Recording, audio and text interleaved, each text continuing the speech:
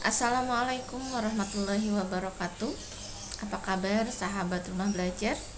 Jumpa kembali dengan Ida Fitriani dalam pelajaran PPKN kelas 8 semester 1. Adapun materi yang akan kita bahas hari ini adalah memahami kedudukan dan fungsi Pancasila. Sementara kompetensi dasar yang ingin dicapai adalah menelaah Pancasila sebagai dasar negara dan pandangan hidup bangsa. Adapun tujuan pembelajaran hari ini adalah siswa mampu memahami arti, kedudukan, dan fungsi Pancasila. Baiklah sahabat rumah belajar, mari kita mulai pembahasan hari ini.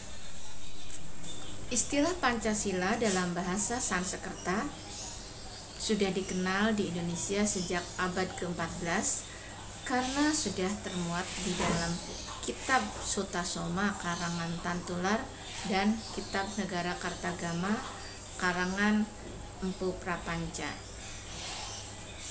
Sahabat rumah belajar, di dalam Pancasila Krama disebutkan bahwa ada 5 pelaksanaan kesusilaan, yaitu 1. Dilarang melakukan kekerasan. 2.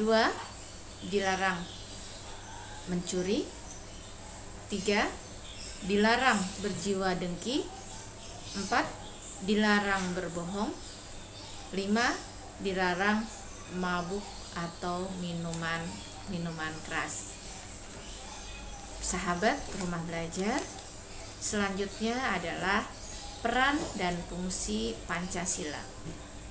Peran dan fungsi Pancasila tercantum di dalam TAP MPR nomor 3 MPR tahun 2000 tentang sumber hukum nasional dan tata urutan perundang-undangan. Adapun peran dan fungsi Pancasila seluruhnya ada 7. Kemudian apa saja itu? Pertama adalah Pancasila sebagai jiwa bangsa Indonesia, berfungsi agar Indonesia tetap hidup dalam jiwa Pancasila.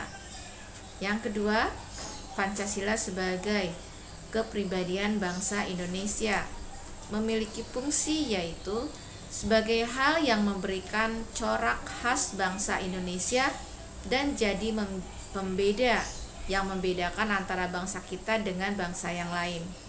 Ketiga, Pancasila sebagai sumber dari segala sumber hukum, berfungsi sebagai sumber hukum yang mengatur segala hukum yang berlaku di Indonesia. Semua hukum harus tunduk dan bersumber dari Pancasila. Setiap hukum tidak bertentangan dengan Pancasila. Setiap sila Pancasila merupakan nilai dasar, sedangkan hukum adalah nilai instrumental atau penjabaran dari nilai dasar. Keempat, Pancasila sebagai perjanjian luhur. Meskipun ditetapkan oleh PPKI pada tanggal 18 Agustus 1945, tetapi pada dasarnya PPKI adalah badan yang mewakili suara rakyat. Jadi, Pancasila adalah merupakan hasil perjanjian bersama rakyat. Yang kelima adalah Pancasila sebagai cita-cita dan tujuan bangsa Indonesia, memiliki fungsi yaitu menciptakan masyarakat yang adil dan makmur. Keenam, Pancasila sebagai satu-satunya asas dalam kehidupan berbangsa dan bernegara adalah sebagai konsekuensi ditetapkannya Pancasila oleh bangsa Indonesia sebagai dasar negara dan juga merupakan perwujudan pelaksanaan Pancasila secara murni dan konsekuen. Ketujuh, Pancasila sebagai moral pembangunan. Pancasila dijadikan kerangka acuan, tolak ukur, parameter, arah, dan tujuan dari pembangunan di Indonesia. Demikianlah tadi pembahasan kita hari ini. Sampai jumpa. Assalamualaikum warahmatullahi wabarakatuh.